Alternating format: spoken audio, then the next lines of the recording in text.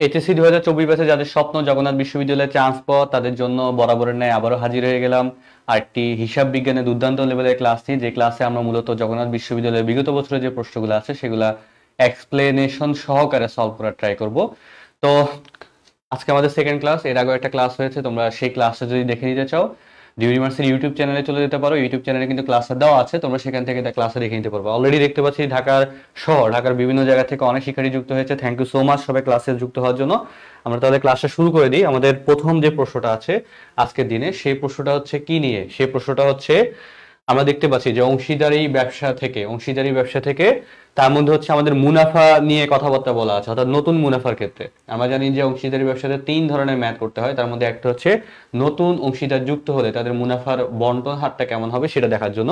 তো আমরা যদি প্রশ্নটা একটু দেখি, প্রশ্নটা একটু পড়ো তো সবাই, আমার সাথে সাথে সবাই একটু প্রশ্নটা পড়ো।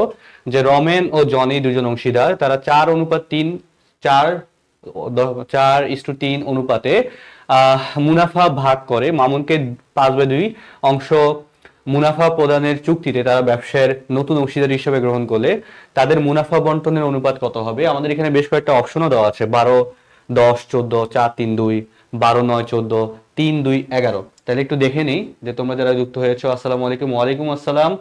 সবাই একটু ট্রাই করো তো অ্যান্সারটা দেওয়ার জন্য। আজকে আমি সর্বোচ্চ পার্টিসিপেশন চাই, সবার থেকে অ্যান্সার নিতে চাই। তো সবাই একটু পার্টিসিপেশন করে জানাও তো এটা অ্যান্সারটা আসলে কি হতে পারে। তোমরা ট্রাই করবা, ট্রাই করার পর যদি না পারো তাহলে আমার দায়িত্ব থাকে যে সেটা সলভ করে দেওয়ার জন্য। আর এই টাইপের যখন ম্যাথ আসবে সেই ম্যাথগুলো কিন্তু আমরা অনেক কম সময়ের মধ্যে সলভ করতে পারবো। বিশেষ করে কিছু টেকনিক অবলম্বন করে কিন্তু আমরা খুবই কম সময়ের মধ্যে সলভ করতে পারবো। ঢাকা ইউনিভার্সিটি সি ইউনিটের খবর কি বলতে পারতেছি না, যাই হোক। রংপুর থেকে মোহাম্মদ নাইম আছে আমাদের সাথে। ফারহান বলতেছে, ফারহান শামীম শামীম বলতেছে পারি না। যাই হোক, না পারলেও সমস্যা নেই, আমরা সলভ করে দিচ্ছি। তোমরা এর মধ্যে ক্লাসটা শেয়ার করে দিতে থাকো। অলরেডি আসাদুজ্জামান আকাশ বলতেছে সি হবে, আমরা একটু দেখি অ্যান্সারটা কি হতে পারে। তো প্রথমত হচ্ছে একটু দেখো, বলা আছে কি যে আমাদের দুইজন অংশীদার, একজন হচ্ছে 4:3 অনুপাতের রেশিওটা হচ্ছে এমন। তার মধ্যে থেকে হচ্ছে আমরা দেখতে পাচ্ছি যে নতুন একজন অংশীদারের কন্ট্রাক্ট সেটা হচ্ছে কি 2/5। তো এখন যদি আমরা একটু দেখি যে এখানে 2 এবং 5-এর মধ্যে আসলে পার্থক্য কত। 2 এবং 5-এর মধ্যে পার্থক্য হচ্ছে 3। এই যে 3টা আসছে, 3 দিয়ে আমরা একবার এখানে গুণ করব, এই 3 দিয়ে আমরা একবার এখানে গুণ করব। তাহলে বলতো 3 দিয়ে যদি 4 কে গুণ করি তাহলে কত আসে? 3 4 12 আসে। এরপর যদি আমরা 3 দিয়ে 3 কে গুণ করি তাহলে কত আসে? 9। এতটুকু প্রশ্ন, এতটুকু হয়ে যাওয়ার পর এখানে কিন্তু অলরেডি রমেন এবং জনির অনুপাতটা আমরা পেয়ে গেছি। তো এক্ষেত্রে দেখো তো 12 এবং 9 দেখলেই কিন্তু আমার এই অপশনটা কারেক্ট হিসাবে হয়ে যাচ্ছে। তারপরও কিন্তু কারেক্ট হিসেবে হয় না। কেন হয় না দেখো তো? আমরা যদি 3 দিয়ে ডিভাইডেশনের কথা বলি, দেখো তো 3 কিন্তু 3 4 12, 3 দিয়ে 4 দিয়ে 12 কে কাটাকাটি গেলে 4 আসে, 3 3 9। তাহলে মানে কি এটাও কিন্তু সম্ভাব্য অ্যান্সার হইতে পারে, হইতে পারে না? এটা সম্ভাব্য অ্যান্সার হইতে পারে। তো সেই জন্য আমরা তৃতীয় যে অংশীদার আছে, যে নতুন করে জয়েন করছে মামুন, তার অনুপাতটাও বের করতে হবে। তাহলে আমরা বুঝতে পারবো যে এই অপশনটা কারেক্ট না এই অপশনটা কারেক্ট। তো আমরা একটু বের করে দেখি আসলে কারেক্ট অ্যান্সারটা কোনটা হবে। আমরা তৃতীয় যে অনুপাত নতুন অংশীদার আছে তার অনুপাতটা বের করতে যদি চাই, তাহলে সেক্ষেত্রে আমাদের কি করতে হবে? 4 এবং 3 এর যোগফল বের করতে হবে। 4 এবং 3 এর যোগফল হচ্ছে কত? 7। আমরা 4 এবং 3 যোগ করলে 7 পাবো। এই 7 দিয়ে আমরা 2 কে গুণ করব, তাহলে 7 দুগুণে কত হয়? 14। তাহলে আমরা দেখেই নিলাম, যে আমাদের অনুপাতটা বের হয়েছে কত? 12 9 14। ঠিক আছে, তার মানে আমার এই অপশনটা কিন্তু কারেক্ট না। আমার কারেক্ট অপশনটা হচ্ছে কত? আমার কারেক্ট অপশনটা হচ্ছে সি। এই অপশনটা কারেক্ট, এটা হচ্ছে আমার রং অ্যান্সার, কারণ এটা ম্যাচ করতেছে না। ঠিক আছে, আশা করছি সবাই বুঝতে পেরেছো। আমার সাথে সাথে সবাই ম্যাথগুলো করবা। আমি সবসময় চেষ্টা করি ম্যাথ প্র্যাকটিস করতে বেশি, কারণ অনেকের ম্যাথ রিলেটেড দুর্বলতা অনেক বেশি থাকে। তো আমাদের ক্লাস করে যদি তোমার ম্যাথ রিলেটেড দুর্বলতা অন্তত কেটে যায়, সেটা আমাদের জন্য খুবই ভালো লাগে কাজ করবে। পরবর্তী প্রশ্নতে যদি চলে যাই, আচ্ছা তোমরা বুঝছো কিনা এই প্রশ্নটা অ্যান্সার করার পর সবাই একটু আমাকে রেসপন্স করো, সবাই এই প্রশ্নটা বুঝেছো কিনা? সবাই একটু রেসপন্স করো, বুঝেছো কিনা? সবার রেসপন্স চাই। এই প্রশ্নটা সবাই অ্যান্সার বুঝেছো কিনা, মানে বুঝছো তো বিষয়টা? যদি না বুঝো দিন শেষে আমার তো কোনো সার্থকতা নেই। বলো সবাই বুঝেছো কিনা, একটু অ্যান্সার করো। যারা ক্লাসে আছো সবাই কি বুঝতে পেরেছো? সবাই বুঝতে পেরেছো? Yes, okay, thank you. যদি বুঝতে পারো তাহলেই ভালো লাগা কাজ করে। পরবর্তী প্রশ্নে চলে যাচ্ছি। নিচের কোনটি সার সংক্ষেপণ প্রক্রিয়ার অংশ? বলতো সার সংক্ষেপণ, সার সংক্ষেপণ আসলে কে করে? এখানে অপশন দেওয়া আছে যে চিহ্নিতকরণ, খতিয়ান মুক্তকরণ, বিশ্লেষণ, রেওয়া মিল। তিনটা অপশনই আমরা কারেক্টলি দেখতে পাচ্ছি যে জাবেদা আছে, খতিয়ান আছে, রেওয়া মিল আছে। তাহলে কোনটা অ্যান্সার কারেক্ট হতে পারে? বুঝেছি বুঝেছি বুঝেছি, থ্যাংক ইউ সো মাচ। এগুলা পারা যাবে স্যার, এগুলা পারলেই হবে। অলরেডি ঢাকা বিশ্ববিদ্যালয় ভর্তি পরীক্ষাতে যে প্রশ্নটা আমি মাত্র সলভ করলাম, সিমিলার টাইপের প্রশ্ন আসছে। তারপরে অনেকেই ভালো করবে না, স্বাভাবিক, অনেকেই ভাবে যে আমি পারবো, কিন্তু দিন শেষে পারে না। তো আমরা একটু দেখে নিতে চাই, বাকিরা একটু রেসপন্স করেন। পরবর্তী প্রশ্ন অপশনটা অলরেডি রেওয়া মিল প্রস্তুতকরণ পেয়ে যাচ্ছি, তো আমরা যদি একটু লিখি। ওকে, দেখো তো এখানে সার সংক্ষেপণ বলতেছে। সার সংক্ষেপণ দ্বারা কি বোঝাচ্ছে? যে সংক্ষিপ্ত করা, তাই না? সার সংক্ষেপণ দ্বারা কি বোঝাচ্ছে?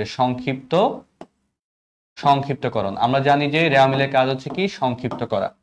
এর মধ্যে হচ্ছে যদি আমরা বিশ্লেষণ, দেখো বিশ্লেষণ দ্বারা বোঝাচ্ছে কি? বিশ্লেষণ দ্বারা বোঝাচ্ছে জাবেদাভুক্তকরণ। খতিয়ানভুক্তকরণ দ্বারা কি বোঝাচ্ছে? খতিয়ানভুক্তকরণ হচ্ছে কি? হিসাবের একটা জায়গায় স্থানান্তর করা, জাবেদা থেকে খতিয়ানে স্থানান্তর। খতিয়ানের কাজ হচ্ছে স্থানান্তর করা, ঠিক আছে? তাহলে আমরা সংক্ষিপ্তকরণ পেলাম বা সার সংক্ষেপণ পেলাম, এটা কি? এটা হচ্ছে রেওয়া মিল, অর্থাৎ এটার সাথে আমাদের কারেক্ট অ্যান্সারটা হচ্ছে কি? রেওয়া মিল। ওকে, পরবর্তী প্রশ্নটা একটু দেখে নিই। নিচের কোনটি সম্পদ সম্পত্তির ক্ষেত্রে রক্ষণশীল নীতি প্রযোজ্য হবে না? বলতো, রক্ষণশীলতার নীতি। রক্ষণশীলতার নীতির কনসেপ্টটা যখন আসে, রক্ষণশীলতা, আপনারা নীতিমালা টপিকটাই হোক পড়েছেন, নীতিমালার মধ্যে কিন্তু বেশ অনেকগুলো নীতিমালাই ছিল, আপনাদের ধারণা ছিল, ঠিক আছে? তো এরপর এর মধ্যে হচ্ছে নীতিমালা টপিক থেকে প্রশ্ন এসেছে। একটু বলেন তো সবাই, সবাই একটু বলেন।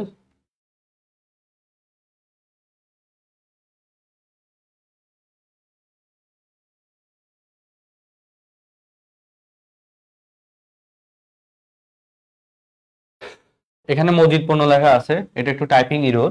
এখানে মজিদ পণ্য হবে না, এটা হচ্ছে মজুদ পণ্য। হ্যাঁ, এখানে একটু ভুল ক্রমে মজিদ পণ্য চলে আসছে।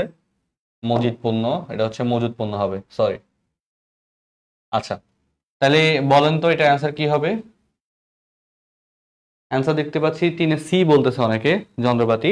তাই দেখেন তো, আহ রক্ষণশীলতা নীতি অনুযায়ী আসলে কি বলা হয়? রক্ষণশীলতা নীতি অনুযায়ী বলা হয় যে আপনার যে স্বল্প মেয়াদী সিকিউরিটিজ গুলো আছে, স্বল্প মেয়াদী সিকিউরিটিজ কিংবা মজুদ পণ্য কিংবা আপনার যে স্বল্প মেয়াদী সম্পদগুলো আছে, সেগুলাকে আপনি ক্রয় মূল্য এবং বাজার মূল্যের মধ্যে যেটি কম সেই মূল্যে দেখাবে। মানে যেই ভ্যালুটা কম, অর্থাৎ মজুদ পণ্য যদি ক্রয় মূল্য এবং বাজার মূল্যের মধ্যে যদি যে অ্যামাউন্টটা কম থাকবে, সেই অ্যামাউন্টে আমরা রক্ষণশীলতার নীতি অনুযায়ী দেখাবো। তাহলে আমরা জানি যে মজুদ পণ্য এটা হচ্ছে কি? নাম্বার ওয়ান, এটা হচ্ছে স্বল্প মানে এটা হচ্ছে চলতি সম্পদ, দেনাদার চলতি সম্পদ। তারপর হচ্ছে বিক্রয়যোগ্য সিকিউরিটিজ, এগুলো চলতি সম্পদ। তাহলে এই যে বিক্রয়যোগ্য সিকিউরিটিজ এবং চলতি সম্পদ বাদে এখানে আরেকটা এন্ট্রি আছে, সেটা হচ্ছে যন্ত্রপাতি, যেটা হচ্ছে আপনার স্থায়ী সম্পদ। তো আমরা জানি স্থায়ী সম্পত্তির ক্ষেত্রে আপনার ক্রয় মূল্য বাজার মূল্যের ক্ষেত্রে যেটি কম সেটি ইনক্লুডের বিষয়টা আসে না, সেজন্য আমাদের একটা কারেক্ট অ্যান্সারটা হচ্ছে কি? যন্ত্রপাতি। বুঝতে পেরেছি সবাই? সবাইকে বুঝতে পেরেছি? 3 বি না ভাইয়া, 3 হচ্ছে সি অ্যান্সার হবে। কিসের ভিত্তিতে চলতি সম্পত্তি উদ্বৃত্তপত্রে উপস্থাপন করা হয়? জাবেদা, স্থায়িত্ব, গুরুত্ব, তারল্য। দেখি সবাই একটু রেসপন্স করেন তো, সবার একটু রেসপন্স চাই। আজকের ক্লাসটা যারা শেয়ার দিবে তাদেরকে কিন্তু ক্লাস শেষে পিডিএফটা কিভাবে পাবে সেই প্রসেসটা বলে দিব। যারা ক্লাসটা শেয়ার দিবে না তারা কিন্তু ক্লাসের পিডিএফটা পাবা না। তো দ্রুত সময়ের মধ্যে ক্লাসটা শেয়ার দিয়ে দাও এবং তোমার ফ্রেন্ড সার্কেলদেরকে মেনশন দিয়ে দাও। আচ্ছা, চারের অ্যান্সার ডি পাচ্ছি। আমাদেরকে অনন্ত দাস বলতেছে ডি হবে। তাহলে দেখো তো, চলতি সম্পত্তি যখন উদ্বৃত্তপত্র উপস্থাপন করা হয়, আপনারা এই টপিকটা এইভাবে ইন্টারমিডিয়েটে পড়ে আসার কথা। এই প্রশ্নটা ইন্টারমিডিয়েট লেভেলেই ছিল, তারপর অনেকে হয়তো কোনো কারণে নাও পেতে পারেন। এক্ষেত্রে চলতি সম্পদ উদ্বৃত্তপত্রে বা আর্থিক অবস্থার বিবরণীটা যখন নেওয়া হয়, তখন হচ্ছে তারল্য বেসিসে রাখা হয়। তারল্য বেসিসে, তারল্যের অ্যামাউন্ট, মানে তারল্য বলতে কি বোঝাচ্ছে? যে আপনার যে নগদ মানে অ্যামাউন্টটা, ওই অ্যামাউন্টের বেসিসে বা আপনি কত দ্রুত এটাকে নগদ টাকায় কনভার্ট করতে পারবেন, তার বেসিসে আপনার এটা উপস্থাপন করা হয়। তার মানে আপনি দেখেন তো, আপনি চলতিগুলোকে শুরুতে লেখেন, তারপর হচ্ছে কি বিনিয়োগ স্থায়ী এগুলাকে শেষের দিকে লেখেন। এটা কি তারল্য ভিত্তিতে না? যে কত দাতে আপনি কনভার্ট করতে পারতেছেন নগদ টাকায়, সেই বেসিসে কিন্তু আপনি লিখতেছেন। তার মানে এটা অ্যান্সারটা হচ্ছে কি? তারল্য। ঠিক আছে, পরবর্তী প্রশ্নটা যদি একটু চলে যাই। কোন খরচটির জন্য নগদ অর্থ ব্যয় হয় না? কোন খরচটির জন্য নগদ অর্থ ব্যয় হয় না? কোন খরচটির জন্য নগদ অর্থ ব্যয় হয় না? এই প্রশ্নটার অ্যান্সার অলরেডি আমরা সবাই জানি, যে অবচয়। দেখেন, বেতনের জন্য নগদ টাকা খরচ হচ্ছে, ভাড়ার জন্য নগদ টাকা খরচ হচ্ছে, অগ্রিম বীমা খরচের জন্য নগদ টাকা খরচ হচ্ছে, কিন্তু একটি মাত্র, যেটি হচ্ছে অবচয়। এই অবচয়ের জন্য কিন্তু নগদ টাকা লাগতেছে না। বিশেষ করে অবচয়ের সাথে কিন্তু আপনারা জানেন যে অবলোপনের জন্য নগদ টাকা লাগে না।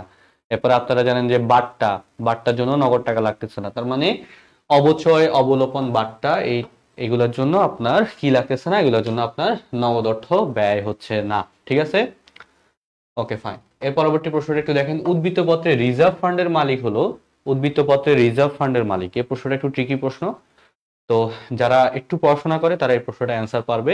আমি একটু দেখতে চাই যে আসলে কারা একটু হলেও পড়াশোনা করে বাসায়, একটু হলেও পড়াশোনা করে বাসায় তারা একটু রেসপন্স করবেন। যারা ক্লাসে শেয়ার দিবেন না তারা কিন্তু পিডিএফটা পাবেন না, আজকে পিডিএফটা কিন্তু দিব না সবাইকে। যারা হচ্ছে শেয়ার দিচ্ছেন তারা শেয়ারের স্ক্রিনশটটা ডিউডিমাস পেজে মেসেজ করে পাঠাবেন। মেসেজ করে পাঠানোর পরে আমরা ইনবক্সে আপনাদেরকে পিডিএফটা দিয়ে দিব। ঠিক আছে, ক্লাস শেষ হওয়ার পর ইনবক্সে পিডিএফটা পেয়ে যাবেন। অবশ্যই শেয়ার দিয়ে স্ক্রিনশটটা ডিউডিমাস পেজে মেসেজ দিবেন। আচ্ছা, 6-এর অ্যান্সার ডি পাচ্ছি, 6-এর অ্যান্সার ডি পাচ্ছি।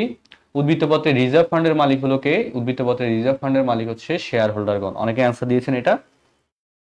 একটু বলতো, রিজার্ভ ফান্ড, রিজার্ভ ফান্ড আসলে কেন রাখা হচ্ছে? রিজার্ভ ফান্ড রাখার মূল কারণটা হচ্ছে যদি কোম্পানির কোনো ক্রিটিক্যাল সিচুয়েশন হয় বা ক্রাইসিস মোমেন্ট যদি তৈরি হয়, সেক্ষেত্রে কোম্পানি যাতে সেখান থেকে টাকাগুলো ইউটিলাইজ করতে পারে। তো এই যে ক্রাইসিস মোমেন্টের জন্য ফান্ড ক্রিয়েট করে রাখলাম, এটা কি? এটা কিন্তু কোম্পানির মালিকের দাবির একটা অংশ, অর্থাৎ নেট লাভের একটা অংশ কিন্তু আমরা এই আলাদা করে আমরা রিজার্ভ ফান্ড বা যে কোনো সঞ্চিতি ফান্ডে আমরা আলাদা করে জমা রাখি। তো এই যে রিজার্ভ ফান্ডে আমরা টাকাটা জমা রাখতেছি, এটা কি নিট লাভের অংশ। আমরা জানি নিট লাভ কার দাবি? নিট লাভ হচ্ছে মালিকের দাবি। তো নিট লাভ যদি মালিকের দাবি হয়, তাহলে কি শেয়ার হোল্ডারদের মালিকানা এখানে থাকে? শেয়ার হোল্ডাররাই তো কোম্পানির মালিক। আমরা জানি কোম্পানির মালিকানার ক্ষুদ্র ক্ষুদ্র অংশকে বলা হয় শেয়ার, তার মানে শেয়ার হোল্ডারদের অংশটাকে বলা হয় আমাদের রিজার্ভ ফান্ডের মালিক হচ্ছে কি শেয়ার হোল্ডাররা বা কোম্পানির মালিকরা। ঠিক আছে, তাহলে আমরা অ্যান্সারটা পেয়ে গেলাম। আমরা পরবর্তী প্রশ্নটা একটু চলে যাই। পরবর্তী প্রশ্ন বলা আছে কি, আধুনিক কারবার জগতে হিসাব বিজ্ঞানের প্রধান উদ্দেশ্য কি? হিসাব বিজ্ঞানের প্রধান উদ্দেশ্য চাওয়া হয়েছে। হিসাব বিজ্ঞানের প্রধান উদ্দেশ্য, এই টপিকটা আমরা নর্মালি পড়াই কখন? এই টপিকটা মূলত নর্মালি আমরা পড়াই আমাদের অ্যাডমিশনের প্রথম লেকচারে। প্রথম লেকচারে যখন আমি ক্লাস নিই তখনই এই টপিকটা আমি পড়াই দিই। আচ্ছা, শেয়ার করলে অবশ্যই স্ক্রিনশটটা পেজে মেসেজ দিয়ে রাখতে হবে, হ্যাঁ? আচ্ছা, তো সেক্ষেত্রে তাইলে কি হইলো আপনার, এটা অ্যাডমিশন আর আজকের এই যে ক্লাসটা আপনারা দেখতে পাচ্ছেন, এই ক্লাসের এটা কিন্তু হচ্ছে আমাদের পেইড ব্যাচের ক্লাসের জাস্ট একটা পোর্শন। হ্যাঁ, একটা পোর্শন আপনারা দেখতে পাচ্ছেন। আমাদের কিন্তু অলরেডি স্ক্রিনে দেওয়া লেখা আছে যে target next university course. Target next university course হচ্ছে ওই সকল স্টুডেন্টের জন্য যাদের আগামীতে জগন্নাথ বিশ্ববিদ্যালয়, রাজশাহী বিশ্ববিদ্যালয়, চট্টগ্রাম বিশ্ববিদ্যালয়, গুচ্ছ এবং বাংলাদেশের যে কোনো পাবলিক বিশ্ববিদ্যালয়ে ভর্তি পরীক্ষা রয়েছে। যারা চায় যে কোনো একটা পাবলিক বিশ্ববিদ্যালয়তে ভালো একটা রেজাল্ট করতে, তাদের জন্য আমাদের টার্গেট নেক্সট ইউনিভার্সিটি কোর্স। এই টার্গেট নেক্সট ইউনিভার্সিটি কোর্সের মধ্যে আমরা বাংলা, ইংরেজি, হিসাব বিজ্ঞান, ম্যানেজমেন্ট, সাধারণ জ্ঞান, ম্যাথ, আইকিউ সকল বিষয়ে ক্লাস নিচ্ছি। সকল বিশ্ববিদ্যালয়ের জন্য আমরা আলাদা করে ক্লাস নিচ্ছি, তবে একটা কোর্সের মধ্যেই, একটা কোর্সে ভর্তি হলে সকল বিশ্ববিদ্যালয়ের ক্লাসগুলো ওই কোর্সের মধ্যেই পাওয়া যাবে। এই কারণে স্টুডেন্টদেরকে বারবার পেমেন্ট করা লাগবে না, একটা অ্যামাউন্ট পেমেন্ট করলেই সকল বিশ্ববিদ্যালয়ে ক্লাস পাবে। এবং বিশেষ করে আমাদের কিন্তু লাইভ ক্লাসগুলো চলতেছে, আজকেও কিন্তু ক্লাস হয়েছে, আগামীকালকেও ক্লাস আছে পেইড ব্যাচের মধ্যে। পাশাপাশি আমাদের কোর্সে ভর্তি হলে তুমি টপিক ভিত্তিক রেকর্ডেড ক্লাস পেয়ে যাবে, যে ক্লাসগুলো করলে তোমার টপিক ভিত্তিক দুর্বলতা কেটে যাবে। 7-এর অ্যান্সার অনেকেই দিয়েছো, সত্যি সবাই খুব দুর্দান্ত লেভেলের অ্যান্সার দিয়েছো।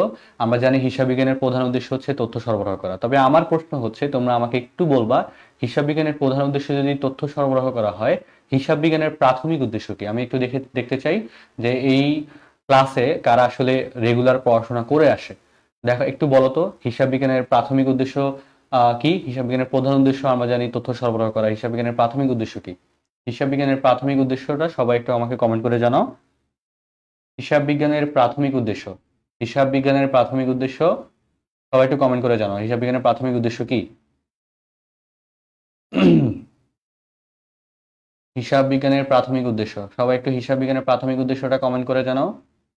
হিসাব বিজ্ঞানের প্রধান উদ্দেশ্য তথ্য সরবরাহ করা, হিসাব বিজ্ঞানের প্রাথমিক উদ্দেশ্য কি এটা একটু কমেন্ট করে জানাও।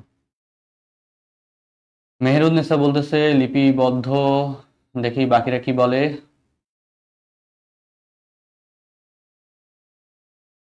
বাকিরা একটু বলো তো, হিসাব বিজ্ঞানের প্রাথমিক উদ্দেশ্য কি? হিসাব বিজ্ঞানের প্রাথমিক উদ্দেশ্য কি সবাই একটু বলো। হিসাব বিজ্ঞানের প্রধান উদ্দেশ্য হচ্ছে লেনদেন চিহ্নিতকরণ। আচ্ছা, ঠিক আছে। আচ্ছা, এটার মূল অ্যান্সারটা হচ্ছে হিসাব বিজ্ঞানের প্রাথমিক উদ্দেশ্য হচ্ছে লেনদেন চিহ্নিতকরণের মাধ্যমে তা লিপিবদ্ধ করা। কি করা? লেনদেন চিহ্নিতকরণের মাধ্যমে, লেনদেন চিহ্নিতকরণের মাধ্যমে,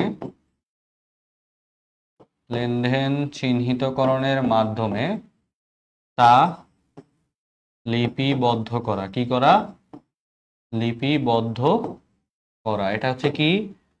এটা হচ্ছে হিসাব বিজ্ঞানের প্রাথমিক উদ্দেশ্য। এটা হচ্ছে কি? এটা হচ্ছে প্রাথমিক উদ্দেশ্য। বুঝতে পারছি সবাই? তাহলে হিসাব বিজ্ঞানের প্রধান উদ্দেশ্য কি? তথ্য সরবরাহ করা। হিসাব বিজ্ঞানের প্রাথমিক উদ্দেশ্য হচ্ছে লেনদেন চিহ্নিতকরণের মাধ্যমে তা লিপিবদ্ধ করা। আচ্ছা, ফাইন।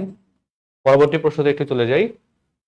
পরবর্তী প্রশ্নতে বলা আছে অর্থ স্বল্পতার জন্য প্রত্যাখ্যাত চেকের হিসাব সমন্বয় কিভাবে করা হয়। এই প্রশ্নটা অলরেডি মনে হয় ঢাকা বিশ্ববিদ্যালয়তে এবছরই আসছে। সবাই একটু দেখি পারেন কিনা। অপশনগুলোতে কি বলা আছে? অপশনগুলোতে বলা আছে ব্যাংক জেরের সাথে যোগ করা হয়, ব্যাংক জের থেকে বাদ দেওয়া হয়, নগদান হিসেবে জেরের সাথে যোগ করা হয়, নগদান হিসেবে জের থেকে বাদ দেওয়া হয়।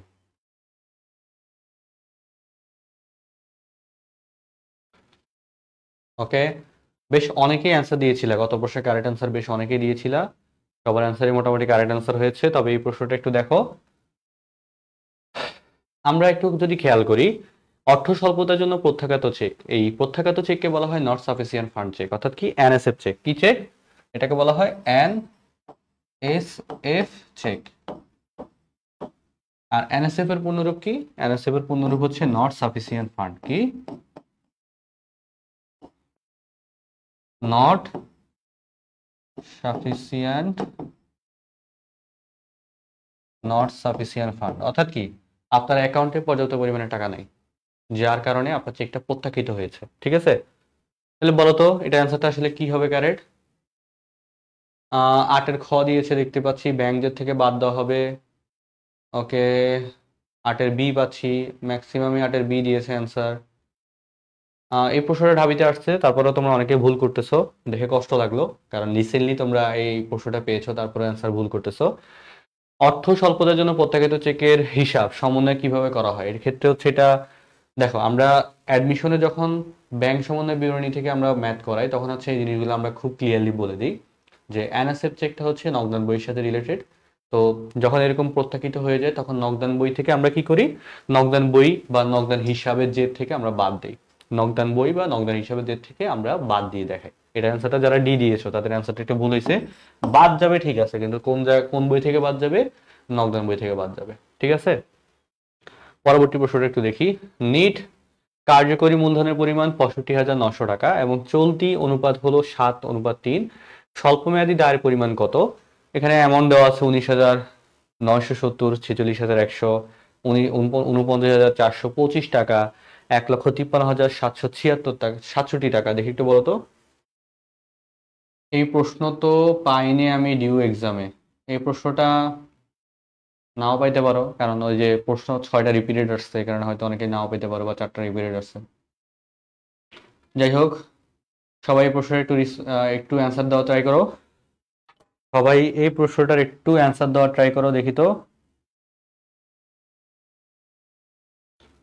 সবাই এই প্রশ্নটার একটু অ্যান্সার দেওয়ার ট্রাই করো। যারা এখনো ক্লাসটা শেয়ার দেওয়া নাই, প্লিজ ক্লাসটা একটু শেয়ার দিয়ে দাও প্লিজ। অনেকে আছে ক্লাসটা শেয়ার দেওয়া নাই, ক্লাসটা একটু শেয়ার দিয়ে দাও দেখি। সবাই একটু ক্লাসটা শেয়ার দিয়ে দাও। যারা ক্লাস শেয়ার দিচ্ছ না, তারা কিন্তু আজকে ক্লাসের পিডিএফটা পাবা না। ক্লাসটা শেয়ার দিয়ে আমাদের ডিউডিমার্স পেজে মেসেজ দিতে হবে, তাহলে ক্লাসের পিডিএফটা পাবা, নাহলে কিন্তু ক্লাসের পিডিএফটা পাবা না। ঠিক আছে? আর এর মধ্যে হচ্ছে অ্যান্সার করতে থাকো, এর মধ্যে একটু অ্যান্সার করতে থাকো দেখি। এর মধ্যে একটু অ্যান্সার করতে থাকো।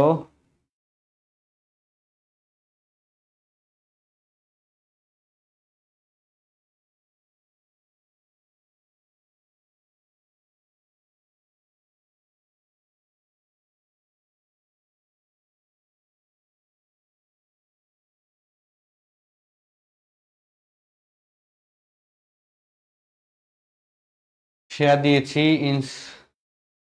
ইনস্ট্রিকশন কি লিখছে? স্ক্রিনশটের বানান যে কি লিখছে? শেয়ার দিয়ে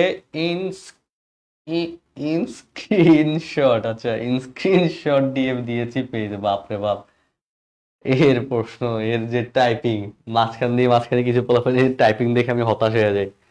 এটা যে কোন গ্রহ থেকে টাইপ করে আল্লাহ জানে।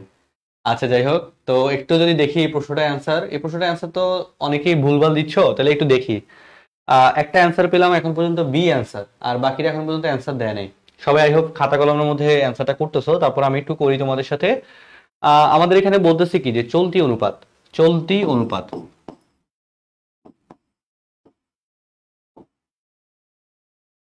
আচ্ছা দেখো তো চলতি অনুপাত কত দেওয়া আছে, 7:3। আচ্ছা চলতি অনুপাতের সূত্র কি বলতো? চলতি অনুপাতের সূত্র হচ্ছে চলতি সম্পদ ডিভাইডেড বাই চলতি দায়। তার মানে কি চলতি সম্পদ হচ্ছে উপরে, তাহলে আমরা যদি একটু লিখি, আমি যদি এখানে 7/3 বাদ দিই, চলতি সম্পদ হচ্ছে উপরে, ডিভাইড বাই হচ্ছে কি চলতি দায়, অর্থাৎ কি কারেন্ট অ্যাসেট কারেন্ট লায়াবিলিটিস। তাহলে কারেন্ট অ্যাসেট কারেন্ট লায়াবিলিটিস এর মধ্যে আমরা কারেন্ট অ্যাসেট পাচ্ছি 7, কারেন্ট লায়াবিলিটিস পাচ্ছি 3। কিন্তু আমার কথা হচ্ছে এই যে নিট কার্যকরী মূলধন, এই নিট কার্যকরী মূলধন বের করার সূত্রটা আসলে কি?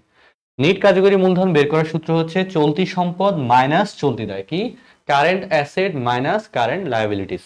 তো চলতি সম্পদ 7, চলতি দায় 3, 7 এবং 3 এর মধ্যে পার্থক্য কত? 7 মাইনাস 3 ইকুয়াল টু 4। তাহলে এই যে 65,900 টাকা আছে, এই 65,900 টাকা আসলে কত, কত অংশ? 4 অংশ। এটা কত? 4 অংশ। তাহলে আমরা যদি এই যে 65,900 কে ভাগ করি 4 দিয়ে, এবং আমার কাছে কি চাইছে বলতো? আমার কাছে চাইছে স্বল্পমেয়াদী দায়ের পরিমাণ কত। তাহলে আমরা জানি স্বল্পমেয়াদী মানে চলতি, অর্থাৎ কি কারেন্ট লায়াবিলিটিস। কারেন্ট লায়াবিলিটিস এর পোর্শন কতটুকু? কারেন্ট লায়াবিলিটিস এর পোর্শন হচ্ছে 3। তাহলে আমরা কত দিয়ে গুণ করব? 3 দিয়ে গুণ করব। তাহলে এখন যদি আমরা একটু ক্যালকুলেশন করে ফেলি, তাহলে আমাদের অ্যান্সারটা বের হয়ে যাবে। তাহলে কিভাবে বের হবো? আমি শুরুতে হচ্ছে ধরো 2 দিয়ে ভাগ করলাম, 2 2 ভাগ করলাম। আচ্ছা 2 দিয়ে ভাগ করলে কত আসে? 3 দুগুণে 6, তারপর হচ্ছে 2 দুগুণে 4, তারপর হচ্ছে 8 9 দুগুণে 18, 5 দুগুণে 10। ওকে, এরপর আবার 2 দিয়ে ভাগ করলাম, 16 দুগুণে 32, তারপর হচ্ছে 4 দুগুণে 8, 8 দুগুণে 16, 7 দুগুণে 14, 5 দুগুণে 10। 16,475-কে 3 দিয়ে গুণ করব, 3 দিয়ে গুণ করলে কত আসে? 16,000। তাহলে 3 দিয়ে যদি গুণ করি তাহলে আসছে কত? 3 5 15, 5 হাতের হচ্ছে 1, 3 7 21, 22 22 2 হাতের হচ্ছে 25। এই অ্যান্সারটাই আসবে, কারণ শেষে দুইটা ফিগার পেয়ে গেছি। তাহলে আমি ফুল অঙ্ক করা লাগতেছে না। দেখো 25 পেয়ে গেছি, মানে এখানে 25 আর কোথাও নাই, তার মানে এটা অবশ্যই 49,425 টাকাই হবে। বুঝতে পারছি? ভার্সিটি ভর্তি পরীক্ষার ক্ষেত্রে আমাদের সম্পূর্ণ অঙ্ক করতে হয় না, আমাদের সম্পূর্ণ ক্যালকুলেশনও করা লাগে না। আমরা যখন একটা ফিগার আউট করব, তখন দেখবো যে কাছাকাছি অ্যান্সার কোনটা আছে, সেটা দেখলেও অ্যান্সার অনেক সময় আমরা মিলে ফেলতে পারবো। ঠিক আছে? তো কাটাকাটি করলে এই অ্যান্সারটা আসবে। যারা বি অ্যান্সার দিয়েছো তাদের অ্যান্সারটা কারেক্ট হয়েছে। ঠিক আছে, পরবর্তী প্রশ্নতে চলে যাচ্ছি। দেখো আমরা কিন্তু এর আগে যে ক্লাসটা নিয়েছিলাম, সেই ক্লাসেও কিন্তু তোমাদেরকে অনেকগুলা এমসিকিউ ম্যাথমেটিক্যাল রিলেটেড সলভ করিয়েছিলাম। আজকে ক্লাসে দেখো ম্যাক্সিমামই হচ্ছে আমাদের ম্যাথমেটিক্যাল রিলেটেড অঙ্ক, এমসিকিউ। দেখো তো 2014 সালের 20 আগস্ট দেনাদার এবং সন্দেহজনক ঋণ সঞ্চিতির পরিমাণ ছিল যথাক্রমে 1,50,000 টাকা, 6,000 টাকা। 2014 সালে কুঋণের পরিমাণ দাঁড়ায় 4,000 টাকা। সন্দেহজনক ঋণের দেনাদার উপর 5% হারে সঞ্চিতি রাখতে হবে। তাহলে আমার অ্যান্সারটা একটু বের করে দেখাও যে এটার অ্যান্সারটা আসলে কি হবে। এটা যেহেতু ম্যাথমেটিক্যাল টার্মস, দেখি একটু তোমরা পারো কিনা। দেখো অ্যাডমিশনের সময় যারা ক্লাস করে এরা কিন্তু শেষ সময় পর্যন্ত থাকতে পারে না। যারা আসলে শেষ পর্যন্ত থাকতে পারে, যারা অ্যাডমিশনের প্রিপারেশন শেষ পর্যন্ত নিতে পারে ঠিকভাবে ট্র্যাকে থেকে, তারাই কিন্তু দিন শেষে ভালো করে। দেখো আজকে ক্লাসের শুরুর দিকে তোমরা যেরকম অনেকে অংশগ্রহণ ছিল, আস্তে আস্তে এই ক্লাসের সংখ্যাটা কমতে কমতে একটা সময় দেখা যাবে যে হয়তো 15-20 জনে চলে আসতে পারে। কিন্তু দিন শেষে সবাই ঢাকা বিশ্ববিদ্যালয়ে, সবাই জগন্নাথ বিশ্ববিদ্যালয়ে, সবাই জাহাঙ্গীরনগর, রাজশাহী, চট্টগ্রামে চান্স পাবে না। তো তোমরা জানো যে অ্যাডমিশনের চান্স পাই, মানে অ্যাডমিশনের চান্স তো দূরের কথা, অ্যাডমিশনে পাশ করে 10% স্টুডেন্ট। তো আমি চাই তোমরা এখানে যারা 10% স্টুডেন্ট নিজেকে মনে করো, তারা ক্লাসে শেষ পর্যন্ত থাকবা এবং ক্লাসটাতে পার্টিসিপেশন করবা। ক্লাসে পার্টিসিপেশন করাটা খুবই জরুরি। তাহলে তুমি নিজের ভুলগুলা ধরতে পারবা, নিজের ভুলগুলা আইডেন্টিফাই করা পসিবল হবে। যখন দেখবা যে হ্যাঁ তোমার ভুল হচ্ছে, তখন তোমার মস্তিষ্কের মধ্যে কিন্তু সেন্সর গুলা কাজ করবে, এর আগে কিন্তু কাজ করবে না। এর আগে মনে হবে যে হ্যাঁ আমি তো এটা পারি পারি, কিন্তু দিন শেষে আসলে তুমি অনেক কিছু পারো না। ঠিক আছে? তাই দেখো তো 2014 সালে এখানে আমার মূলত চাওয়া হয়েছে কি, আমার মূলত চাইছে দেনাদারের উপর 5% সঞ্চিতি। দেখো তো দেনাদার কত, দেনাদার বলা আছে কত, দেনাদার বলা আছে 1,50,000 টাকা। তো 1,50,000 টাকার উপরে আমরা যদি 5% হিসাব করি, 1,50,000 টাকার 5% কত আসবে? 1,50,000 টাকার 10% হচ্ছে 15,000। তাহলে 5% আসবে কত? 7,500 টাকা আসবে, তাই না? তাহলে এই যে 7,500, এটা হচ্ছে কি আমার এই প্রশ্নের উত্তর। এই 5,500 কেন আসবে? 5,500 তো আসবে না, 7,500 আসবে অ্যান্সার। 7,500 11 অ্যান্সার হচ্ছে ক। 11 অ্যান্সার হচ্ছে কত? ক। আমাদের এখানে চাইছে কি দেনাদারের উপর সঞ্চয় রাখতে হবে, নতুন অনুযায়ী পাওনা সঞ্চয় ধরতে বলছে। তো আমার তো অ্যান্সার অবশ্যই ক আসবে। দেখছো তোমরা আহ, যখন রেসপন্স করবা তখন দেখবে যে তোমাদের ভুলগুলো আইডেন্টিফাই করা যাচ্ছে। হিসাব বিজ্ঞানের সুনাম কি বলতো? সুনাম কি আসলে? এই যে সুনাম আমরা বলি, সুনাম সুনাম, সুনামের জন্য যে আমরা একটা ভ্যালু ধরি, এই সুনামটা আসলে কি বলতো?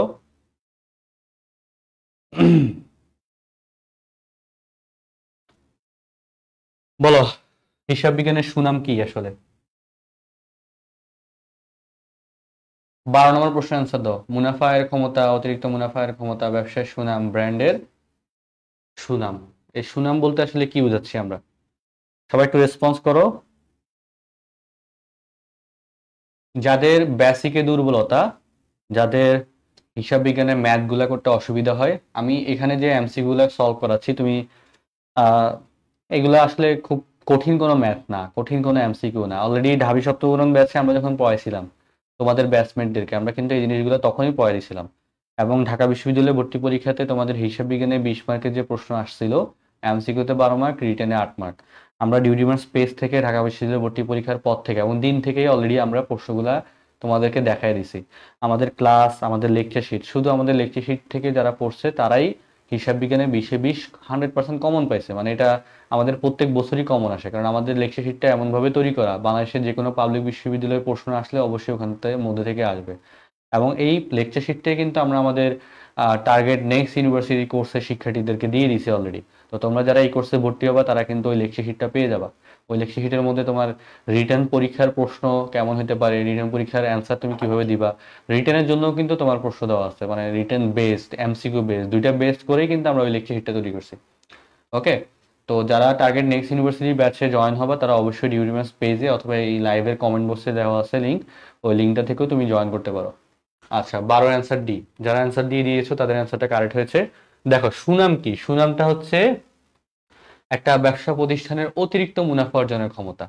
অতিরিক্ত মুনাফা অর্জনের ক্ষমতা কেন? তুমি দেখো তো, কেএফসি, কেএফসি, কেএফসির জায়গায় যদি আমি এখন খুলি যে আরএফসি, আরএফসি খুললে কি আমার ব্র্যান্ড ভ্যালুটা অনুযায়ী কি সেল হবে? কারণ তো আমার তো এখনো ব্র্যান্ডই হয়নি। তো কেএফসি যেরকম তার ব্র্যান্ড ভ্যালুর কারণে তারা অতিরিক্ত একটা সেল করতে পারে অন্যান্য তার কম্পিটিটর নিকট থেকে। তারা অবশ্যই, বা পিৎজা হাট বা যেই কোম্পানির কথাই বলি, তারা কম্পিটিটর কোম্পানি থেকে তারা একটা এক্সট্রা অ্যাডভান্টেজ পায় তাদের ব্র্যান্ড ভ্যালুর জন্য, অতিরিক্ত মুনাফা অর্জনের, অতিরিক্ত সেল বাড়ানো। তো অতিরিক্ত সেলটা আসলে কিসের সাথে জড়িত? মুনাফার সাথে জড়িত। তো আমরা জানি অতিরিক্ত সেল বাড়া মানে অতিরিক্ত মুনাফা আদায়ের ক্ষমতা। তার মানে সুনামটা হচ্ছে অতিরিক্ত মুনাফা আদায়ের ক্ষমতা। যারা অ্যান্সার ক দিয়েছিল, সি দিয়েছিল, তাদের অ্যান্সারটা একটু ভুল হয়েছে। পরবর্তী প্রশ্নে যাই। বলতেছে যে যদি কোম্পানির অপচয়ে ক্রমহ্রাসমানদের পদ্ধতি ব্যবহার করা হয়, নিচের কোনটি বিবেচনা করা হবে না? সরলরৈখিক পদ্ধতিতে অঙ্ক করছিলা, ক্রমহ্রাসমানদের পদ্ধতিতে অঙ্ক করছিলা, বর্ষ সংখ্যার সমষ্টি থেকে অঙ্ক করছো, উৎপাদন একক থেকে অঙ্ক করছো। এবছর ঢাবি ভর্তি পরীক্ষাতে অলরেডি দেখছো যে তোমাদের ক্রমহ্রাসমানদের পদ্ধতি থেকেও প্রশ্ন আসছে, তারপর হচ্ছে বর্ষ সংখ্যার সমষ্টি পদ্ধতি থেকেও প্রশ্ন আসছে। তাহলে দেখো, এই কারণে চারটা অবশ্যই আসলে ভর্তি পরীক্ষার জন্য ইম্পর্টেন্ট। দেখা যায় যে অন্যান্য বছর ক্রমহ্রাসমান আর সরলরৈখিক থেকে বেশি প্রশ্ন আসছে, তারপরেও বর্ষ সংখ্যা থেকেও কয়েকবার প্রশ্ন আসছে, এমন না যে আসে নাই। তো যারা বর্ষ সংখ্যাটা স্কিপ করে গেছিল তারা কিন্তু পরীক্ষাতে কিন্তু খারাপ করছে একটু। ওকে। 13 অ্যান্সার কি? 13 অ্যান্সার হচ্ছে বি দিচ্ছে অনেকেই। দেখি আসলে বি অ্যান্সার কিনা। আমরা জানি সরলরৈখিক পদ্ধতিতে অবচয়, সরলরৈখিক পদ্ধতিতে ভগ্নাবশেষ মূল্য বিবেচনা করা হয়, ক্রমহ্রাসমানদের পদ্ধতিতে ভগ্নাবশেষ মূল্য বিবেচনা করা হয় না। এই যে ভগ্নাবশেষ মূল্যটা আছে, এই ভগ্নাবশেষ মূল্যের আরেকটা নাম হচ্ছে কি ধ্বংসাবশেষ। কি? ধ্বংসাবশেষ মূল্য। ভগ্নাবশেষ মূল্য, ধ্বংসাবশেষ মূল্য। ঠিক আছে। পরের প্রশ্নটা যদি একটু দেখি, পরের প্রশ্নটা বলা আছে নিচের কোনটি অবচয় প্রক্রিয়া? বলতো নিচের কোনটি অবচয় প্রক্রিয়া? প্রশ্নতে বলা আছে সম্পদের মূল্যায়ন, ব্যয় একত্রীকরণ, এই পাশে বলা আছে ব্যয় বন্টন, ব্যয় মূল্যায়ন। বলো, এই প্রশ্নটা একটু রেসপন্স করো দেখি।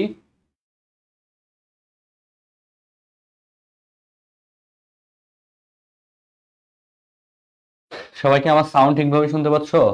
বেশ অনেকক্ষণ হয়ে গেল, দেখি আসলে সাউন্ড ঠিকভাবে শোনা যাচ্ছে কিনা আদৌ।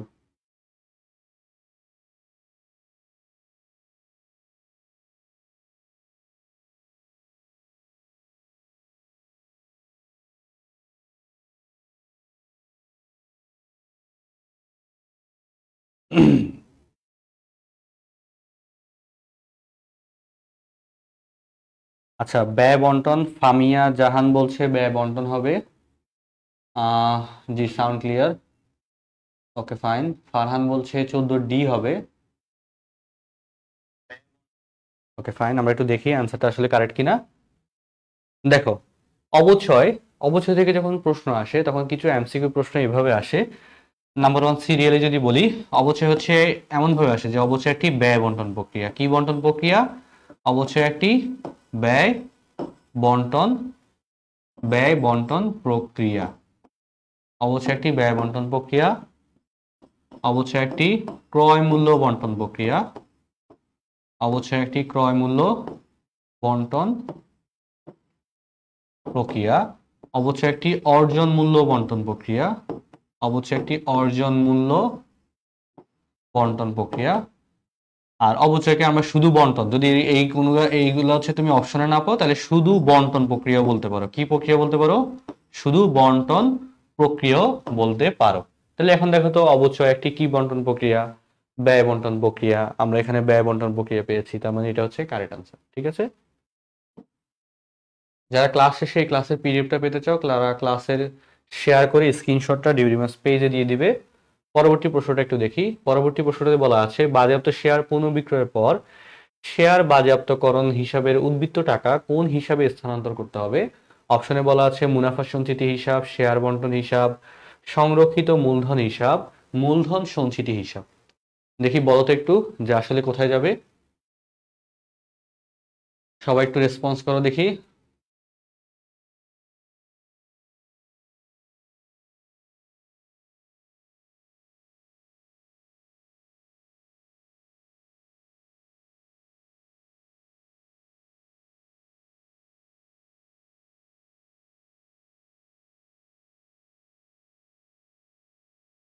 বলো।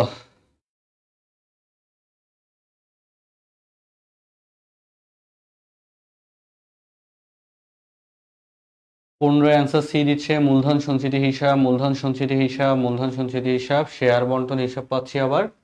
আচ্ছা, বাজেয়াপ্ত শেয়ার, বাজেয়াপ্ত শেয়ার যখন পুনঃবিক্রয়ের জন্য শেয়ার, আচ্ছা, বাজেয়াপ্ত শেয়ার পুনঃবিক্রয়ের পর শেয়ার বাজেয়াপ্তকরণের টাকা আসলে কোথায় রাখা হয়? শেয়ার বাজেয়াপ্তকরণের টাকা মূলত রাখা হয় মূলধন সঞ্চিতি হিসাবে। দেখো তো, শেয়ারটা আসলে কি? শেয়ার আসলে মূলধনের সাথে জড়িত।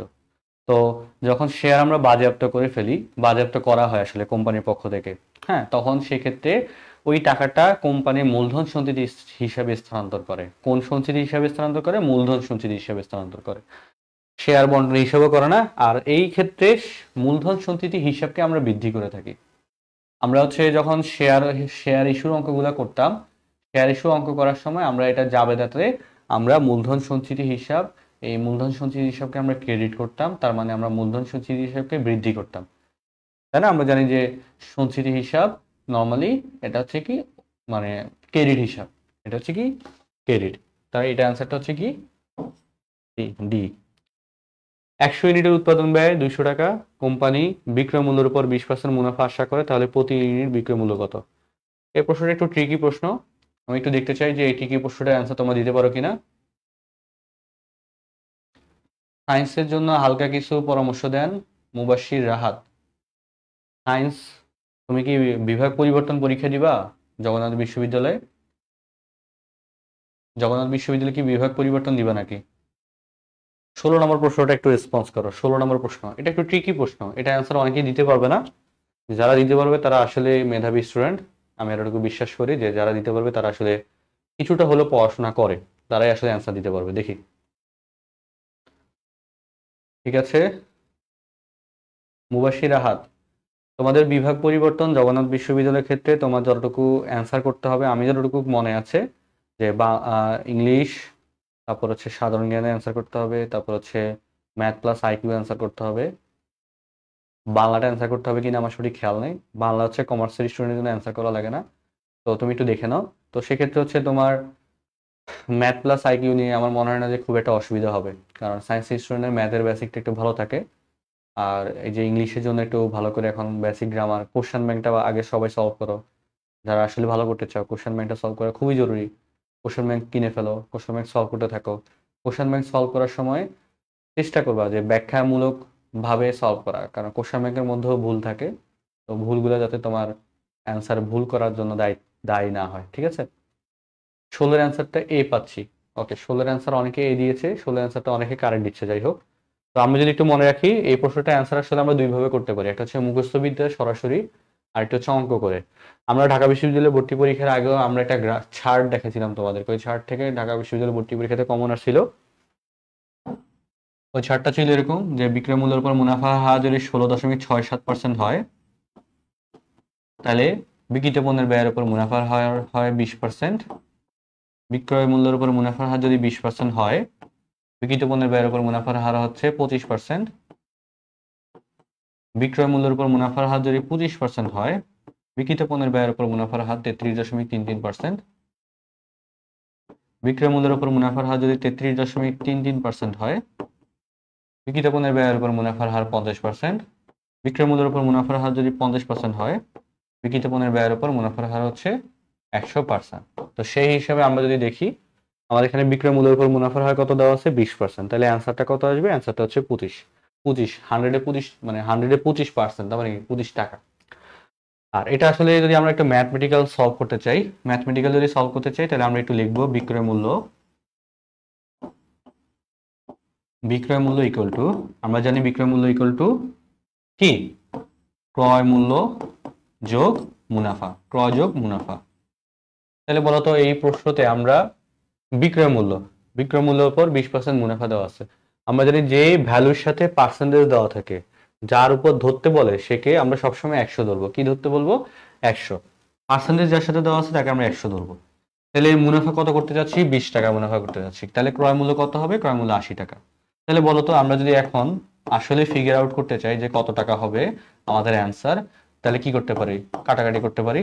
উপরে 20, উপরে মুনাফার হার, নিচে ক্রয় মূল্যের হার, এবং ইনটু দিব আমরা বিক্রয় মূল্যের হার। ওকে, তাহলে হচ্ছে আমরা যদি এখন বের করি, তাহলে 4 এখানে হচ্ছে কত, 25। অ্যান্সার অলরেডি বের হয়ে আসছে 25 টাকা। বুঝতে পারছি, অ্যান্সার অলরেডি বের হয়ে আসছে 25 টাকা। আই হোপ তোমরা অ্যান্সারটা বুঝতে পারছো। Thank you so much. প্রশ্নটা কিন্তু দুইভাবে করা যায়, আমরা দুইভাবে করে দেখালাম, তোমরা যেভাবে করতে পারো সেভাবে ভালো, ঠিক আছে। তো আমরা পরবর্তী প্রশ্নতে একটু চলে যাই। কয়লা খনি কোন ধরনের সম্পত্তি, কয়লা খনি কোন ধরনের সম্পত্তি, দেখি একটু রেসপন্স করো তো সবাই। কয়লা খনি কোন ধরনের সম্পত্তি, কয়লা খনি। যারা ক্লাসে শেয়ার দাও নেই তারা কিন্তু আজকে ক্লাসে পিডিএফটা পাবা না। ক্লাসটা শেয়ার করে স্ক্রিনশটটা ডিউডিমার্স পেজে মেসেজ করলে পিডিএফটা পাবা। আচ্ছা, 17-এর ক অ্যান্সার পাচ্ছি অনেকের কাছ থেকে, দেখি তো। আমি এইচএসসি 2026 ব্যাচের একজন স্টুডেন্ট, আমি ড্রিম হলো ডিউ। এখন থেকে আমার কিভাবে পড়া উচিত যদি কিছু বলতেন, যাতে আমার প্রিপারেশনটা অনেক ভালো হয়। যারা এইচএসসি 2026 ব্যাচ, তোমাদের এখন থেকে যদি ঢাকা বিশ্ববিদ্যালয়ের প্রস্তুতি নিতে চাও, তাহলে প্রথম কাজ হচ্ছে বোর্ড বইটা ভালোভাবে পড়া। ঢাকা বিশ্ববিদ্যালয়ের 60% প্রিপারেশন হচ্ছে বোর্ড বই কেন্দ্রিক, সরাসরি রিলেটেড। তো বোর্ড বইটা খুবই ভালোভাবে পড়বা। ঢাকা বিশ্ববিদ্যালয়ের প্রশ্ন ব্যাংকটা একটু নিয়ে প্রশ্ন ব্যাংকটা একটু ঘাটাঘাটি করো, প্রশ্ন ব্যাংকটা একটু সলভ করো। তুমি অলরেডি সেকেন্ড ইয়ারে উঠে যাচ্ছ, সেই জন্য প্রশ্ন ব্যাংকটা দেখা জরুরি। পাশাপাশি তুমি যদি বি এবং সি ইউনিটের হও, তাহলে অবশ্যই অবশ্যই অবশ্যই ভোকাবুলারি, প্রিপোজিশন, এই জিনিসগুলো ভালোভাবে দেখে রাখো, ঠিক আছে। প্রতিদিন দেখো, কোনোভাবেই বাদ দেওয়া যাবে না।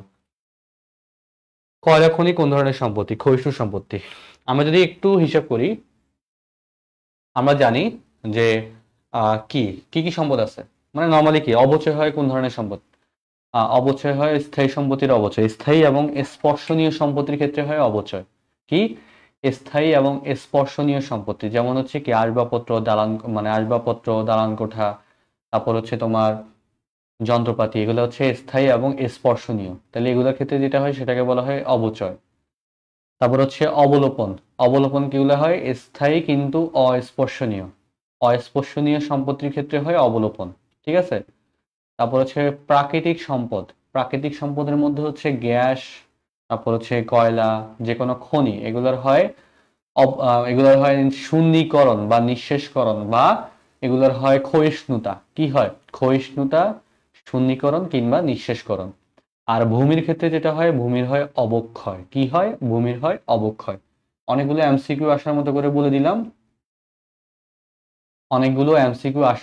বলে দিলাম, তো যখন যেটা থেকে প্রশ্ন আসবে তখন সেই মডিউলে অ্যান্সার দিবা, ঠিক আছে? তো এটার অ্যান্সারটা তাহলে আমরা কি পাচ্ছি? এটার অ্যান্সারটা আমরা পাচ্ছি ক্ষয়িষ্ণু সম্পদ। কয়লা কোন ধরনের সম্পত্তি? ক্ষয়িষ্ণু সম্পদ। পণ্যের দাম কমে গেলে কোন মজুদ সর্বাধিক বিবেচ্য হয়? অলরেডি ঢাবিতে প্রশ্নটা আসছিল পণ্যের দাম বেড়ে গেলে, এই প্রশ্নটাই ঢাবিতে আসছে। এখানে দেওয়া আছে পণ্যের দাম কমে গেলে, ঢাবিতে আসছে পণ্যের দাম বেড়ে গেলে। এবছরই প্রশ্ন আসছিল যে পণ্যের দাম বেড়ে গেলে কোন মজুদ পদ্ধতি সর্বাধিক বিবেচনার বিষয় থাকে। দেখি এই প্রশ্নটার অ্যান্সার একটু দেন তো, সবাই একটু এই প্রশ্নটার একটু অ্যান্সার দেন তো দেখি। পণ্যের দাম কমে গেলে কোন মজুদ পদ্ধতি সর্বাধিক বিবেচ্য হয়? বলেন। পণ্যের দাম কমে গেলে কোন মজুদ পদ্ধতি সর্বোচ্চ বিবেচ্য হয়? 18 নম্বর প্রশ্নে একটু রেসপন্স করেন, 18 নম্বর প্রশ্নে একটু রেসপন্স করেন দেখি। আনন্দ রয় বলতেছে 18 সি হবে। ফিফো হবে বলতেছে মেহেরুন্নেসা। ফারহান শামীম বলছে লিফো হবে। দেখি বাকিরা কি বলে। আহ মোহিনী মোহিনী বলছে 18 ডি অর্থাৎ ফিফো হবে। সুমাইয়া আক্তার বলছে 18 ডি হবে। ক্লাসে আপনারা এখন পর্যন্ত যারা আছেন সবাই পার্টিসিপেশন করতেছেন না কেন বলেন তো? জুবায়ের বলতেছে ফিফো হবে। সবাই একটু পার্টিসিপেশন করেন সবাই, আমি একটু দেখতে চাই যে সবাই পার্টিসিপেশন করতেছে। শিশির জামান বলছে ডি হবে। জুবায়ের ডি হবে লিখছে। আহাদ বলছে, আহাদ তুমি কোন কলেজের? আহাদ বলছে ডি হবে। মুন্নি খাতুন বলছে ডি হবে। আর মুন্নি তুমি কোন কলেজ থেকে? পিকু পিকু বলছে ডি হবে। ওকে। দেখো তো, পণ্যের দাম বেড়ে গেলে কমে গেলে কখন কোন সিনারিওটা হয় সেটা যদি আমরা একটু দেখি। দেখো তো, পণ্যের দাম যখন বৃদ্ধি পায় তখন সিনারিওটা এমন থাকে, তাই না? পণ্যের দাম যখন হ্রাস পায়, হ্রাস পেলে সিনারিওটা কেমন থাকে?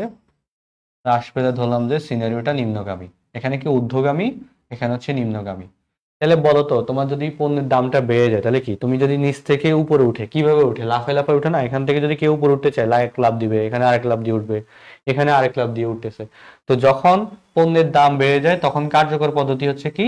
লিফো। কি পদ্ধতি? লিফো পদ্ধতি। কি পদ্ধতি? LIFO। কোন ক্ষেত্রে? পণ্যের দাম যখন বাড়লে আমরা বলি কি লাফায়া লাফায়া বাড়ে। কিভাবে? লাফায়া লাফায়া বাড়ে। তার মানে কি ল এর সাথে এল এর মিল আছে, তার মানে বাড়তি ক্ষেত্রে লিফো পদ্ধতি কার্যকর। পণ্যের দাম কমে গেলে অবশ্যই তার অপোজিটটা হবে ফিফো পদ্ধতি। পণ্যের দাম কমে গেলে সেক্ষেত্রে তাহলে কি হয়? ফিফো পদ্ধতি কার্যকর হয়। কি পদ্ধতি? ফিফো পদ্ধতি কার্যকর হয়। তা আমার প্রশ্নটা বলা আছে যে পণ্যের দাম কমে গেলে কোন মজুদ সর্বাধিক বিবেচনার মধ্যে থাকবে বা গ্রহণযোগ্য হবে, সেক্ষেত্রে তাহলে অ্যান্সারটা কি হবে? অ্যান্সারটা হচ্ছে ফিফো পদ্ধতি, ফিফো মেথড। ঠিক আছে।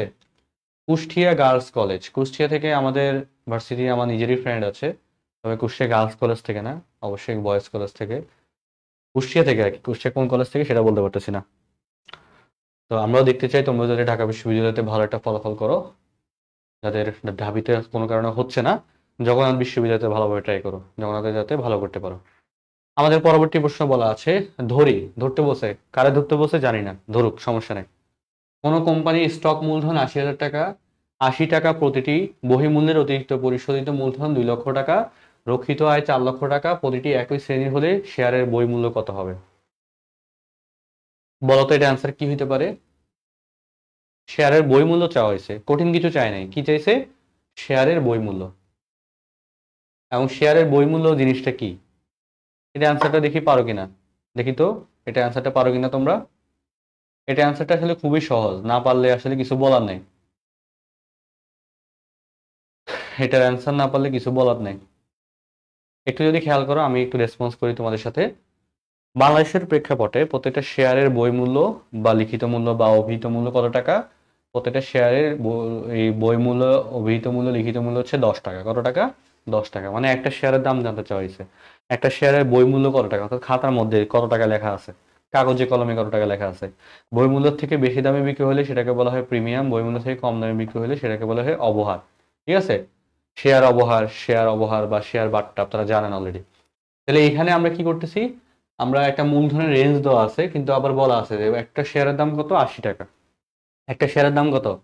একটা শেয়ারের দাম হচ্ছে 80 টাকা। তাহলে 80 টাকা যদি হয়, তাহলে এই 80 টাকায় কিন্তু একটা শেয়ারের বই মূল্য বা অভিহিত মূল্য বা লিখিত মূল্য। তাহলে আমরা অ্যান্সারটা পেয়ে যাচ্ছি কত? আমরা অ্যান্সারটা পেয়ে যাচ্ছি সি। বুঝতে পারছি সবাই? এর অ্যান্সার কি হচ্ছে? এর অ্যান্সার হচ্ছে সি। বুঝতে পারছি সবাই? 20 এর অ্যান্সার হচ্ছে 80 টাকা, সি। ওকে। প্রশ্নতে বলা আছে যদি শেষ মজুদ বেশি দেখানো হয় তাহলে নিচের কোনটি সত্য? শেষ মজুদ, এই শেষ মজুদ আসলে কি? শেষ মজুদ হচ্ছে সমাপনী মজুদ। কি মজুদ? সমাপনী মজুদ।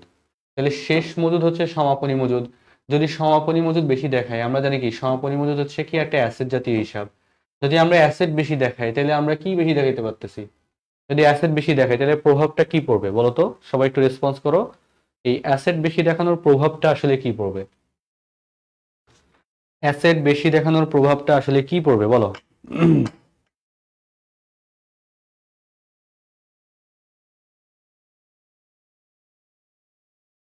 অ্যাসেট বেশি দেখানোর প্রভাবটা আসলে কি পড়বে?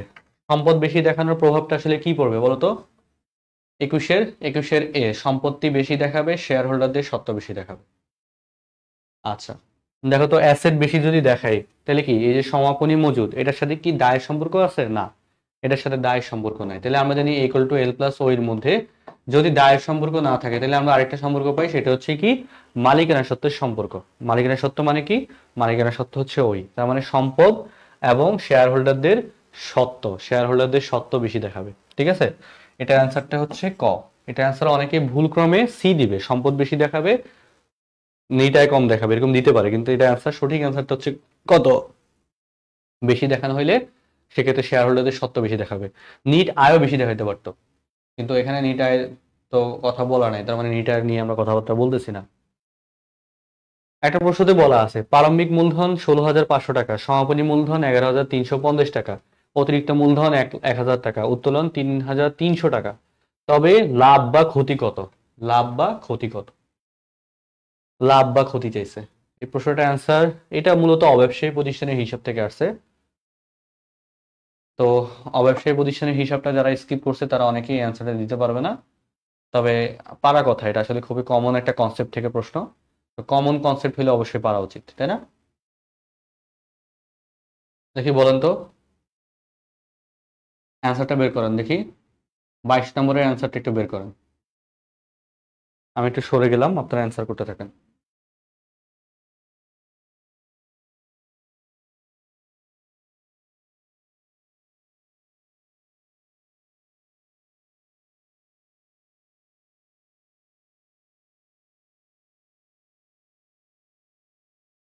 বলেন অ্যান্সার কি হবে? সবাই খাতা কলমে করেন, খাতা কলমে না করলে তো আসলে বুঝতে পারবেন না। খাতা কলমে করাটা একটু জরুরি।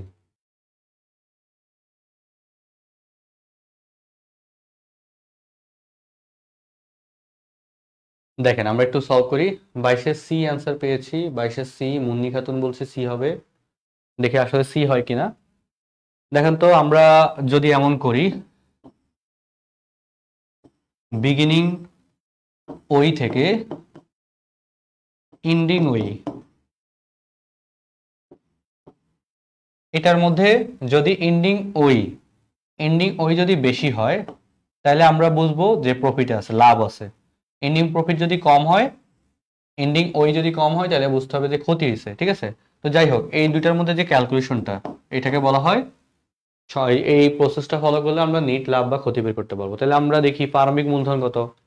প্রারম্ভিক মূলধন হচ্ছে 16,500। এরপর আর কি আছে? অতিরিক্ত মূলধন আছে 1,000। তাহলে আমরা ধরতে পারি যে 17,500, টোটালি লিখে ফেলি। 17,500 টাকা হচ্ছে আমার বিগিনিং ওই। এরপরে বলতো সমাপনী মূলধন কত? 11,350। উত্তোলন কত? 3,300 টাকা। তার মানে দুইটা বিগিনিং থেকে বাদ যাবে, তাই না? তাহলে উত্তোলন 11,350 আর হচ্ছে উত্তোলনগত 3000, তাহলে কত? 14,350 টাকা বাদ দিব। 14,350 টাকা বাদ দিব। তাহলে একটা কথা বলো তো, 17,000 থেকে 14,000 কম না বেশি? কম। তার মানে কি আমার ব্যবসা প্রতিষ্ঠান লস খেয়েছে? আমার ব্যবসা প্রতিষ্ঠান শুরুতে ছিল 17,500 টাকা, বছরের শেষে হয়ে গেছে 14,350 টাকা। তার মানে অবশ্যই ব্যবসা প্রতিষ্ঠান লস খেয়েছে। কত টাকা লস খেয়েছে এখন সেটা একটু বের করে ফেলি। কত টাকা লস খেয়েছে? 0, 5, 1, 1, 3, আমার তো যোগ বিয়োগ আমি ভুল করছি মনে হয়। 11, 12, 13, 14, হ্যাঁ 14,000, এখানে ভুল করছি। তাহলে হচ্ছে কি বাদ যদি দেই, 50, 3, 4, 1, আর হচ্ছে 4, 5, 7, ওকে 3,150। এই কোথায় ভুল করেছি যোগ বিয়োগে? দেখো তো, 16,500 অতিরিক্ত মূলধন 1,000, অতিরিক্ত মূলধন 1,000, ওকে 17,500, 17,500, তারপর হচ্ছে সমাপনী মূলধন 3,300 টাকা। এই কারণে ভুল হচ্ছে। উত্তোলনের অ্যামাউন্ট কত? 3,300। আমি 3,000 টাকা দেখছিলাম। তাহলে 3,300 টাকা যদি হয় তাহলে সেক্ষেত্রে কত আসবে? 3,300, তাহলে কত আসতেছে? 50, 3, 3, 6, তারপর হচ্ছে 4, 1, 14,650, 14,000, 14,650, তাহলে কত আসছে? 0, 5, আর এখানে আসে কত? 7, 8, 9, 10, 11, 12, 12, 2 হাতে রয়েছে 1, 3, 5, 6, 7, 2,250। তারপরে ভুল করছি কেন? 14,650 হবে। উত্তোলন 3,300। যোগ বিয়োগে ভুল করতেছি, আমি একটু ক্যালকুলেটরে করি, আমার মাথা মনে হয় হ্যাং হয়ে গেছে যা বুঝতেছি। 17,500 মাইনাস 14,650, 2,850, ঠিক আছে 2,850, ওকে 2,850। তাহলে বলো তো এই 2,850 টাকা কি আমার রাশির অ্যামাউন্ট? কারণ আমার সমাপনী মূলধন মানে সমাপনী ওই এন্ডিং ওই অর্থাৎ সমাপনী মূলধনের ব্যালেন্সটা কি আসতেছে? কম আসতেছে। তাহলে এই যে পার্থক্যর টাকাটা আছে, এই পার্থক্যর টাকাটা কি হচ্ছে? পার্থক্যর টাকাটা হচ্ছে ক্ষতি। কত? 2,850 টাকা ক্ষতি। ওকে, বুঝতে পারছি। উত্তোলন 3,300, হ্যাঁ উত্তোলন 3,300, 14,650 হবে। 14,650, ঠিক আছে, থ্যাংক ইউ সো মাচ। পরের প্রশ্নটা একটু দেখি। যদি একটি মূলধন জাতীয় খরচ রাজস্ব জাতীয় খরচ হিসাবে লিপিবদ্ধ করা হয়, তার ফলে আসলে কি হবে বলতো? একটি মূলধন জাতীয় খরচ, মূলধন জাতীয় খরচ কেমন? মূলধন জাতীয় খরচ হচ্ছে এরকম যে তুমি হচ্ছে কোনো কারণে একটা স্থায়ী সম্পত্তি কিনলা, তাহলে সেটা হচ্ছে অবশ্যই মূলধন জাতীয় ব্যয়। তুমি যদি কোনো কারণে একটা যন্ত্রপাতি কিনো তাহলে সেটা মূলধন জাতীয় ব্যয়। তুমি যদি একটা আসবাবপত্র কিনো সেটা মূলধন জাতীয় ব্যয়। তো মূলধন জাতীয় ব্যয়কে যদি তুমি কোনো কারণে মূলধন জাতীয় ব্যয়কে যদি তুমি কোনো কারণে মুনাফা জাতীয় ব্যয় হিসেবে দেখাও তাহলে সেটার ইফেক্ট আসলে কোথায় পড়বে? রাফি বলছে, ভাই ডিউতে আর কোনো আশা আছে কি? আশা আছে, আসলে এটা নিয়ে এখন আর আমার কথা বলতেও কষ্ট লাগে, বুঝছো? এটা নিয়ে এখন কথা বলাটা আসলে কষ্টের হয়ে গেছে। আমরা আমাদের পক্ষ থেকে অনেক চেষ্টা করছি, তোমাদের পক্ষ থেকে তোমরা কোনো ধরনের, অনেকেই কোনো ধরনের চেষ্টা করো নাই, কিছু করার নেই। ক্লাস কয়টা পর্যন্ত হবে? কিছুক্ষণের মধ্যে শেষ হয়ে যাবে। ওকে, তাহলে একটু বলো তো, এই প্রশ্নটার একটু অ্যান্সার করো। মূলধন জাতীয় খরচ, মূলধন জাতীয় খরচ রাজস্ব জাতীয় খরচ হিসেবে 23-এর ক। তাহলে বলতো নাম্বার ওয়ান, আমরা যদি মূলধন জাতীয় খরচকে রাজস্ব জাতীয় খরচ হিসেবে দেখাই তাহলে অবশ্যই সম্পত্তি কম দেখাচ্ছে, সম্পত্তি তো অবশ্যই কম দেখাবে। তাহলে সম্পত্তি কম দেখাবে এমন অপশন আছে কোনটা? সম্পত্তি কম দেখাবে এমন অপশন আছে তো একটাই অপশন আছে, এই যে সম্পত্তি কম, আর কোনোটাই ম্যাচ করতেছে না। তারপর আর একটু ক্লারিফাই করার জন্য আমরা আরেকটু দেখি যে আসলে ক নম্বর অপশনটা কারেক্ট কিনা। দেখো তো, যদি খরচ বেশি দেখায় তাহলে কি আয় কম দেখাবে?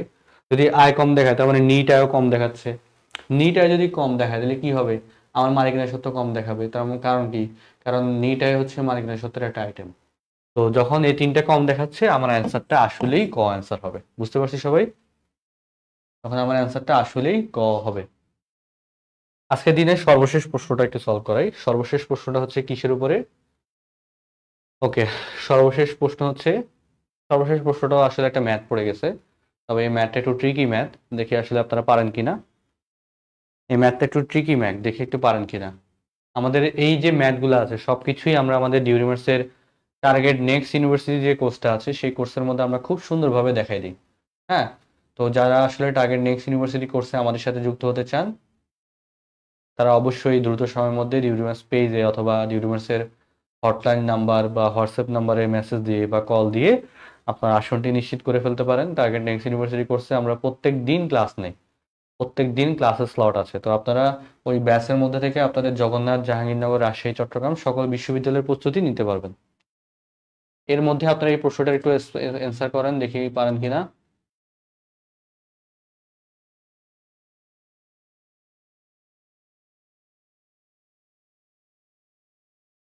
এর মধ্যে আপনারা এই প্রশ্নটা একটু অ্যান্সার করে দেন, দেখি পারেন কিনা।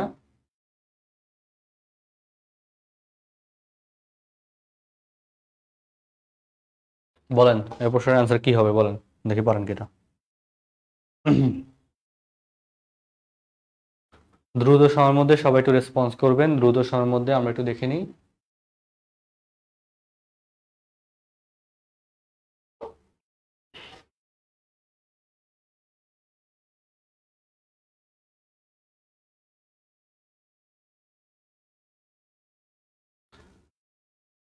আচ্ছা, 24-এর এ বলতেছে সাইদ খান। 24-এর এ দেখি আসলে 24-এর এ হবে কিনা।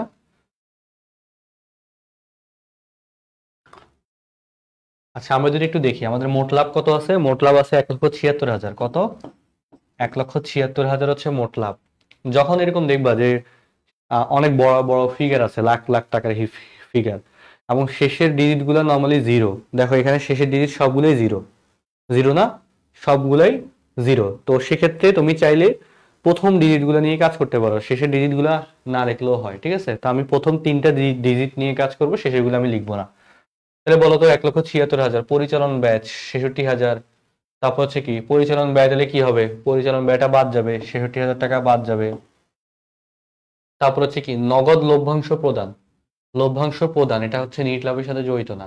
নিট লাভ হওয়ার পরে লভ্যাংশ প্রদান ঘোষণা করা হয়, ঘোষণা করা হয় এরপরে প্রদান করা হয়, এটা পরবর্তী কাজ, এটা এখন হিসাবভুক্ত হবে না। এরপরে দেখো তো অন্যান্য খরচ, অন্যান্য খরচ কত, 20,000।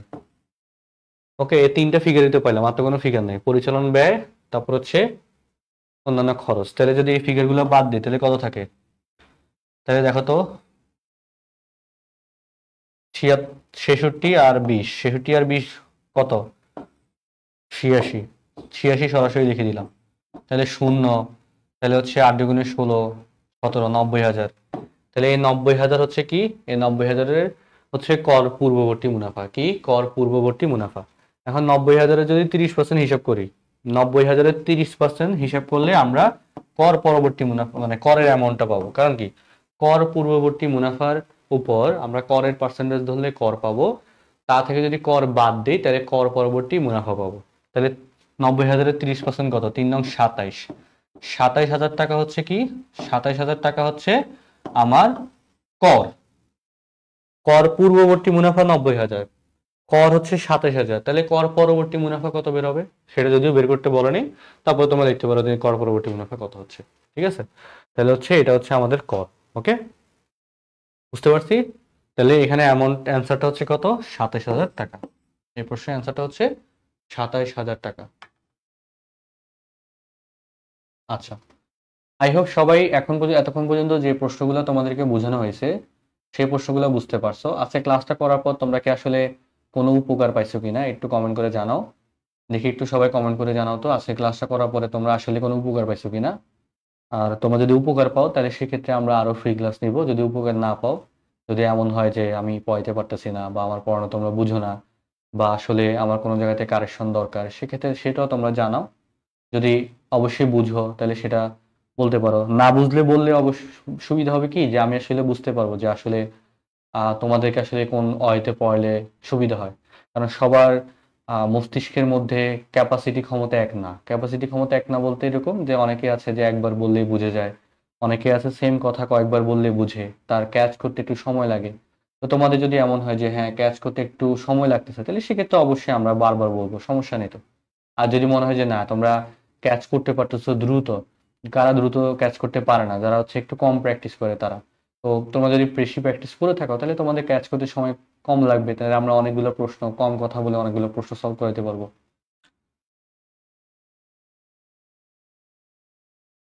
আচ্ছা, সাফিকা বলতেছে জি ভাইয়া এভাবে ফ্রি ক্লাস নিয়েন, ক্লাসগুলো অনেক উপকার হইতেছে, থ্যাংক ইউ সো মাচ সাফিকা।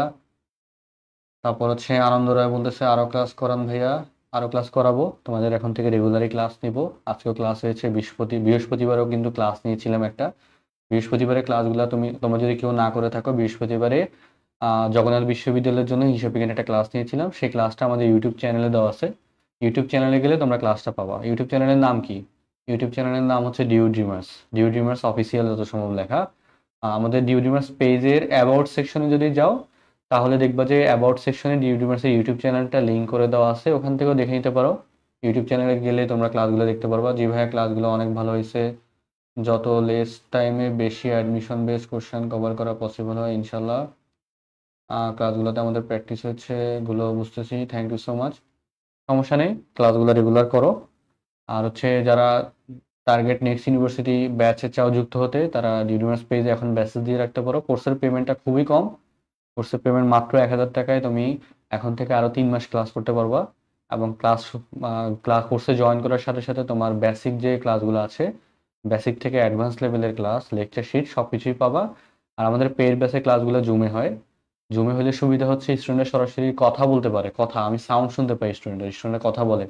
তো এই জিনিসটা আমার কাছে ভালো লাগে যে হ্যাঁ, কথা বললে আসলে স্টুডেন্টের দুর্বলতাগুলো বোঝা যায়, যে স্টুডেন্টরা বুঝতেছে কিনা। তোমরা এখন কমেন্ট করতেছো, আমার কমেন্টের জন্য ওয়েট করা লাগতেছে, কিন্তু জুম ক্লাসে কিন্তু কমেন্টের জন্য ওয়েট করা লাগে না। আর পরিশেষে একটু কথা বলি, তোমার যে মোমেন্ট তুমি এখন পার করতেছো, এই মোমেন্টটা হচ্ছে তোমার লাইফের খুবই ইম্পর্টেন্ট সময়। তুমি যদি এমন চিন্তা করো যে হ্যাঁ আমি আজকে করবো না কালকে করব, বা আমি এটা করতেছি এটা মোটামুটি লেভেলে চলে, তুমি দুইটা জিনিস সবসময় মাথায় রাখবে। একটা হচ্ছে মোটামুটি কোনো কাজই করা যাবে না, করলে অবশ্যই খুব ভালোভাবে করতে হবে, অথবা না করবা, করারই দরকার নেই, করলে অবশ্যই ভালোভাবে করতে হবে, ঠিক আছে? আর যদি ভালোভাবে না করো তাহলে ছেড়ে দাও। আর কালকে করবো এরকম ইন্টেনশন রাখা উচিতই না। যা করবা আজকেই করতে হবে, এখন থেকেই করতে হবে, এরকম ইন্টেনশন নিয়ে কাজ করো, এরকম ইন্টেনশন নিয়ে পড়াশোনা করো। যারা এখন এই যে আমাদের অন্তত ক্লাস করছো, তোমরা অনেকেই আছে যে ক্লাস না করলে এই টাইম ফেসবুক ইউজ করতা, ফেসবুক চালাইতা, অনেকে আছে। আবার অনেকে বাসার মধ্যে নিজে নিজেও পড়তেছে। এক এক জায়গাতে এক এক সিনারিও। তুমি দেখো তো, বাংলাদেশেই তুমি বসবাস করতেছো, তোমার পাশের বাসার একটা ছেলে হয়তো কোনো কারণে সে আড্ডা দিচ্ছে, সে ঘুরে বেড়াচ্ছে, পাশের বাসার একটা মেয়ে সে বয়ফ্রেন্ডের সাথে মেসেজে কথা বলতেছে, মানে বিভিন্ন ভাবে সময় নষ্ট করতেছে। কিন্তু তুমি অন্তত 1 ঘন্টা ক্লাস করে অনেক কিছু অন্তত তুমি জানতে পারছো, তোমার কাছে সেই জিনিসগুলা নলেজ গ্যাদার হয়েছে। কিছু বুঝো আর না বুঝো, অন্তত আমি মনে করি যে ক্লাস করাটা জরুরি। বুঝলেও জরুরি, না বুঝলেও জরুরি, কারণ তুমি অন্তত ক্লাসের মধ্যে অভ্যস্ততা আনতে পারলে তোমার কিছু না কিছু অন্তত তুমি বুঝবা। এবং ভর্তি পরীক্ষার দিন অন্তত যা মনে হবে যে হ্যাঁ, এই প্রশ্নটা আমি কোথাও না কোথাও দেখছি, এবং এই প্রশ্নটার অ্যান্সার এইভাবে আমার মনে পড়ে যে এইভাবে হবে। তো সেটাও কিন্তু তোমার কাজে দিবে। তো যেখানেই ক্লাস করতে চাও, যেখানেই মনে হয় যে স্যার ভালো পড়ায়, সেখানেই ক্লাস করো। আমার ক্লাস একাই করতে হবে এরকম কোনো কারণ আমি দেখি না। তোমার যেখানে ক্লাস ভালো লাগে সেখানেই ক্লাস করো। যদি মনে হয় যে ডিউডিমার্সের ক্লাসগুলো তোমার কাছে ভালো লাগে, তাহলে ডিউডিমার্সের পেজে রেগুলার অন্তত একবার আসতে পারো। আমি আমি নিজে যখন অ্যাডমিশন ক্যান্ডিডেট ছিলাম, আমি এরকম এডুকেশনাল প্ল্যাটফর্ম, আমাদের সময় যদিও অত বেশি গোছানো এডুকেশনাল প্ল্যাটফর্ম ছিল না, তারপরে চেষ্টা করতাম যেগুলো ছিল সেগুলোতে রেগুলার একবার করে আসা, এসে ফেসবুকের পোস্টগুলো চেক করা, ভাইয়ারা কি বলে তা শোনা, মোটিভেশনাল স্টোরিগুলো নেওয়া। এগুলো কিন্তু প্রত্যেক সময় প্রত্যেক দিন আমার যখনই ডিমোটিভেশন ফিল হতো তখনই আমি এগুলা করতাম। তো এর ফলে কি হইতো, যে এখন একটু বোরিং লাগতেছে, তার মধ্যে যদি একটু ইন্সপিরেশন কিছু শুনে আসতে পারি, তখন কি হইতো, একটা মোটিভেশন কাজ করতো, আবার নতুন করে পড়ার মতো উদ্যম কাজ করতো। তো এই জিনিসগুলো রেগুলার করবো, আমাদের পেজে আমরা এগুলো রেগুলারই করি। হ্যাঁ। আর ঢাকা বিশ্ববিদ্যালয়তে লাস্ট ইয়ারে যারা চান্স পেয়েছে, আমি চেষ্টা করবো ওদের স্টোরিগুলো তোমাদেরকে আবার তুলে ধরতে। আর একটু ব্যস্ততার কারণে অনেকের সাথে আসলে ভিডিও শুট করা হয় না অনেকদিন থেকে।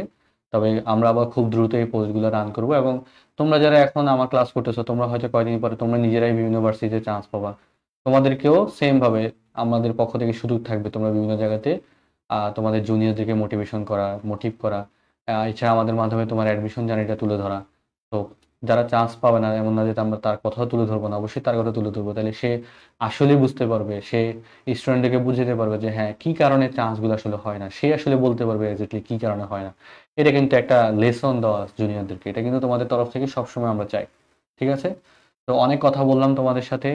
তোমরা রেগুলার ক্লাস করো, রেগুলার আমাদের সাথে কানেক্টেড থাকো, তোমাদের জুনিয়র ব্যাচদেরকে জানাও যাতে করে তারাও আমাদের সাথে কানেক্টেড থাকে। আমরা কিন্তু তোমাদের জুনিয়র ব্যাচের জন্য অলরেডি 25 ব্যাচের জন্য অলরেডি আমরা অ্যাডমিশনের কোর্স শুরু করে দিয়েছি।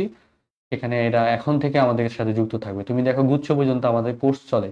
যারা আমাদের অ্যাডমিশন ব্যাচে শুরু থেকে জয়েন করছিল, মানে বিশেষ করে যারা আমাদের ঢাবি সপ্তবরণ ব্যাচ 3.0-তে জয়েন করছিল, এখন তোমার 25 ব্যাচ যারা এখন বোর্ড পরীক্ষার কয়েকদিন পরে, 3 মাস 4 মাস পরে ওদের বোর্ড পরীক্ষা, এখন তারা যে সিচুয়েশনে আছে সেম সিচুয়েশনে তোমাদের সময় আমরা একটা ব্যাচ শুরু করছিলাম এবং ওই ব্যাচটা এখন পর্যন্ত চলতেছে। তাহলে বলো আমরা একটা কোর্সের মধ্যে সকল ভার্সিটি কোর্স দিয়ে দিই, এবং আমরা কতটুকু ডেডিকেটেড হলে এতটুকু কাজ করতে পারি। একটা স্টুডেন্ট 3,000, 2,500, 2,000, 1,500 যে যা পারছে তাই পেমেন্ট করছিল। যাই হোক, সেই পেমেন্ট দিয়ে সে এত বছর এত মাস ধরে ক্লাস করতেছে, মিনিমাম 1 বছরের বেশি ক্লাস করতেছে। আমাদের তরফ থেকে আমরা সবসময় ছাড় দিই, স্টুডেন্টকে ছাড় দিই। তো স্টুডেন্ট ভালো করে দিন শেষে সেটাই আমাদের ভালো লাগে কাজ করে। তোমাদের মধ্যে যদি এমন হয় তোমরা টার্গেট নেক্সট ইউনিভার্সিটি কোর্সে ভর্তি হতে চাচ্ছ, কোনো কারণে আর্থিক সমস্যার মধ্যে আসো, একদমই ফ্রি পড়াবো না, কখনো একদমই ফ্রি পড়াবো না। কারণ আমার লাইফে আমি প্রচুর স্টুডেন্টকে ফ্রি পড়াইছি। ফ্রি পড়ানোর পরে আমার অভিজ্ঞতা খুবই খারাপ। কারণ ফ্রি পড়ানো শিক্ষার্থীরা সবসময় ক্লাস মিস করে, ওদের মধ্যে দায়িত্ববোধ থাকে না। এরা হচ্ছে ফ্রি পেয়ে গেছে, তো এরা আসলে ওই মূল্যায়নটা করতে পারে না। এমন দেখা যায় যে সব থেকে বেশি সমস্যা পড়াইতে হয় যাদেরকে ফ্রি পড়ায় তাদেরকে নিয়ে। তো ফ্রি পড়াবো না কখনোই। প্রয়োজনে কিছু টাকা কম রেখে পড়াবো, তারপরেও একটা আর্থিক সংযোগ রাখতেই হয়। কারণ তাইলে অন্তত গায়ে লাগে যে হ্যাঁ আমি টাকা দিছি, আমার ভালো করে পড়তে হবে। ঠিক আছে? তো তারপরেও তোমাদের যদি মনে হয় যে না তোমার একটু দুর্বলতা আছে আর্থিকভাবে, আমাদের টার্গেট নেক্সট ইউনিভার্সিটি কোর্সের পেমেন্ট যে খুব বেশি এমন না, 1,000 টাকা পেমেন্ট। তারপরে আলাদা করে সকল ভার্সিটির জন্য ক্লাস নিচ্ছি আমরা। তো এবং আরো 2-3 মাস ক্লাস হবে, তো 1,000 টাকা জুমে আবার ক্লাস হয়। বাংলাদেশে কোনো প্ল্যাটফর্মে 1,000 টাকা জুমে কখনো ক্লাস না, চিন্তা ভাবনা করবো না কখনো। তারপর আমরা নিচ্ছি কারণ আমরা চাই স্টুডেন্টরা ভালো করুক। হ্যাঁ, তো এই সেই জায়গাতে যদি মনে হয় যে ভাইয়া আমার একটু আপাতত সমস্যা আছে, তোমরা আমার প্রয়োজনে হচ্ছে আমাদের হোয়াটসঅ্যাপ নাম্বারে মেসেজ দিতে পারো বা আমাদের ফেসবুক পেজে মেসেজ দিতে পারো। তোমার সিচুয়েশনটা জানিয়ে মেসেজ দিবা, ঠিক আছে? তো সেই ক্ষেত্রে এমন না যে তুমি সুযোগ নিচ্ছ, যে তোমার টাকা আছে তুমি সুযোগ নিবা আরেকজনের হক নষ্ট করার, তাহলে সেক্ষেত্রে করো না প্লিজ।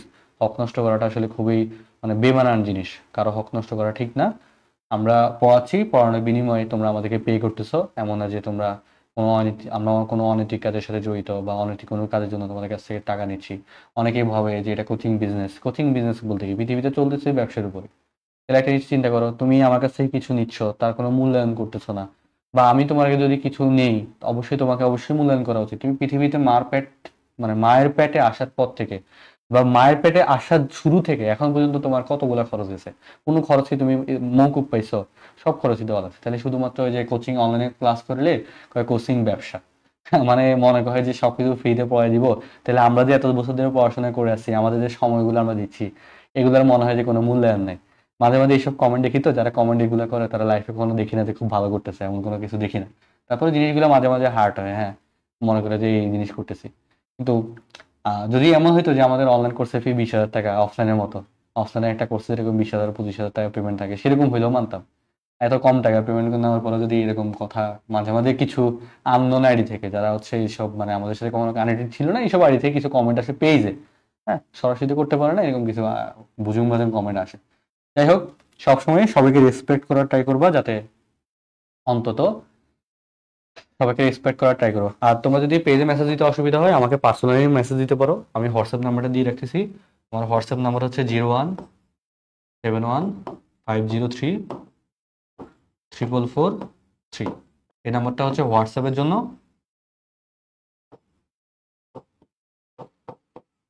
এই নাম্বারে তোমরা চাইলে আমাকে পার্সোনালি মেসেজ দিতে পারো, মেসেজ দিয়ে তোমার প্রবলেমটা জানাতে পারো, ঠিক আছে? আমি চেষ্টা করবো আমার পক্ষ থেকে যতটুকু কনসিডার করা যায় ততটুকু কনসিডার করতে।